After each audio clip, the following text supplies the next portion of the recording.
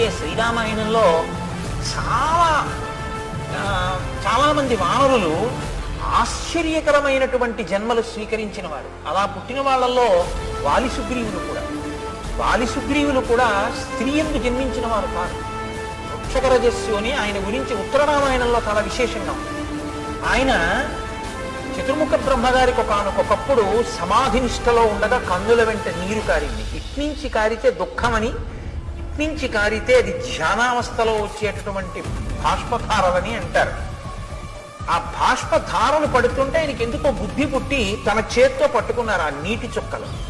అందులోంచి పుట్టాడు ఒక వానరుడు, వృక్షకరజస్సు అని. ఆ పుట్టినటువంటి వానరుణ్ణి ఆయన భూమండలం మీద విడిచిపెట్టి నువ్వు అక్కడ పళ్ళు కాయలు తింటూ ఉండు అన్నారు.